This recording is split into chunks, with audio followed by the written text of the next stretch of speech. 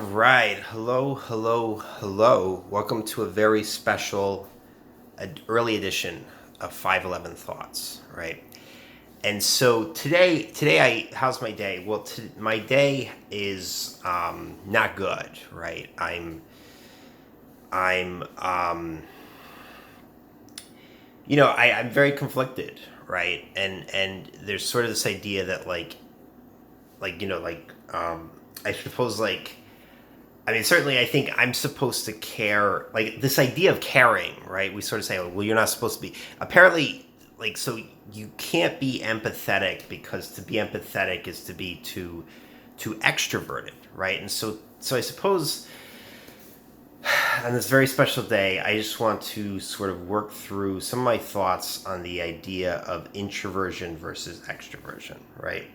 And so, first of all, right, if you were like me, you probably want to know that's a term, right? These are two terms. And the question becomes, what do they mean, right? Because in other words, and this is where, sort of well, you hear terms and you sort of, you learn them, right? But how do we learn them? We talked about that in prior videos. The idea of concept acquisition, whether it is through a more indirect approach, whether it is through tapping into the collective unconscious, or whether it is through experience, right? You sort of learn words. I don't know. I mean, I will grant you that there is probably an objective process, an objective. In other words, like what I mean by that is that I will grant you that there is probably a scientifically verifiable truth to how we acquire concepts, and we might try to study that, right? That's what I will grant you, and I would say that objectively speaking, then the faculty for acquiring concepts probably has a mechanistic explanation, perhaps that can drive into materialistic, sort of brain activity, etc. Right? I don't know the truth to that. I haven't particularly studied it, but I would grant that there is a objective truth, right? And so then we get to the idea of, well, when we're talking about introversion or extroversion, we're really talking about I mean, as far as I'm aware, I'm trying to learn it, right? I'm trying to understand, because obviously this is human psychology, whatever, but particularly with the idea of introversion or extroversion, as I try to understand this, try to work through this, the point is that we're describing behavior, we're describing tendencies, we're describing conscious orientation, but particularly what we're doing, and it appears as though we're creating a contrast, right? We're creating a categorical divide, right? Introvert, extrovert, introvert or extrovert. People want to talk about a continuum because there's sort of this, layers of introversion, extroversion. But certainly, I would grant, right, we don't think of the continuum of a black or white, right? Something's either white or it's black, right? And we don't really think of the idea of confusing white or black, right? There are, certainly shades of gray, but once you get beyond white, it can be off-white, it can be, I guess, it wouldn't be ivory, right? I mean, I'm just thinking of colors. The point is that once you get beyond white, you're into gray, and then you stay in gray until you get to black, right? And so, in that sense, we don't think of black and white on a continuum because there's a discrete extreme for black and there's a discrete extreme for white, right? And so the question is, what is extroversion or introversion like? Well, a lot of people say that, well, if introversion or extroversion are orientations of consciousness for whatever level, then it would appear that it would have to be it would be more likely to be on a continuum, especially if the idea is, well, we're talking about these concepts and we're saying, they appear to be designations or orientations that necessarily is given the nature of human beings, as flexible as we are, probably is not extreme, right? So there's probably not an extreme black and there's probably not an extreme white, right? I do believe that there's a tendency to disregard the fact that there's not an extreme and instead just consider the sort of binary approach, right? The question becomes on what validity, like on what grounds can we validate the approach of treating what is perhaps a conscious orientation on a sort of extreme divide, right?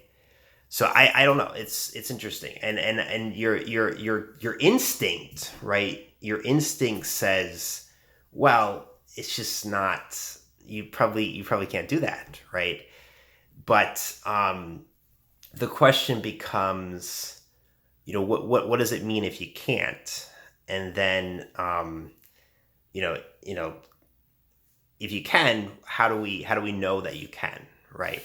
So I don't know. Like I don't really know what to think about it. I mean, there's certainly a gut feeling that whether, I mean, in other words, so the idea is that you look at me and you think of me as expressive, right? My face is expressive, and if my face is expressive, that means that I am emotional, I suppose. I don't know. I mean, to me,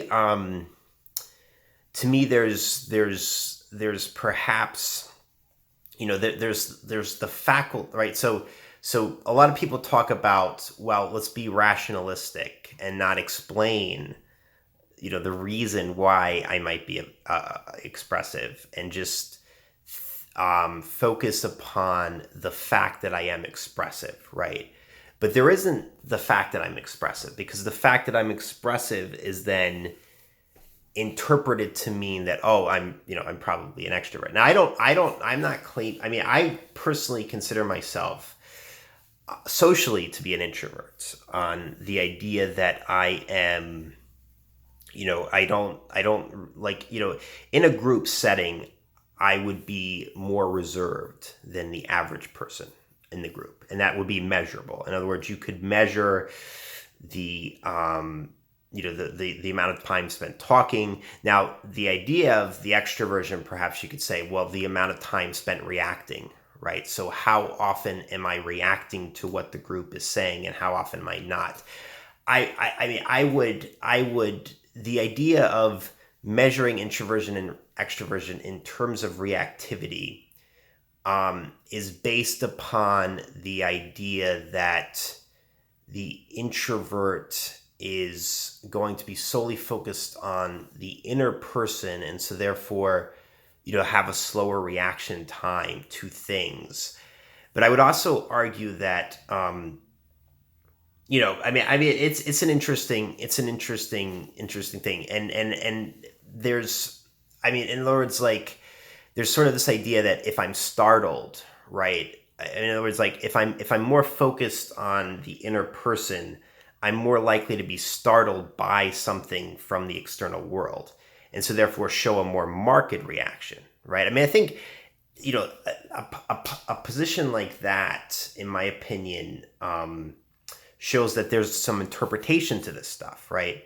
And so that, this gets to the other question of, when we're talking about, sort of objective truth, and we're making these categorical assessments. Well, categorical assessments perhaps cannot be, falsified, but the problem is that if they have real effects upon the individual, in other words, if you say to me, I don't like your face because it's too expressive, what are you actually, what is the, I mean, metaphysically, you're saying I'm evil because I'm expressive. To me, the idea of being expressive is in other words, like, it's a quality of human beings, right? So you're either expressive or not. And so the absence of expression would be the less perfect form then, right?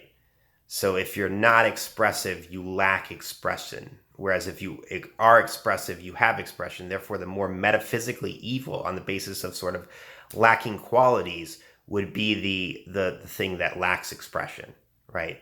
And we can do this, you can say, well, if you're expressive, you lack intuition. That's not a position that's really defined, right? Anyway, this is all I'm going to say because like I said, I don't really like talking. I think this is a problem though, and I think this is a problem. And the more I think about it, I've tried very, very earnestly to, to try to comprehend the position, to try to comprehend the logic, to try to comprehend the ideas as sort of good in good faith put, right? If you put something in good faith, what are you trying to do? Are we really trying to explain or understand psychology and explain it through rational ideas, or are we creating divides? And I don't know. I mean, it's okay to create divides insofar as they explain, behavior, or insofar as they create ideas, but it's not clear what the function is of these divides.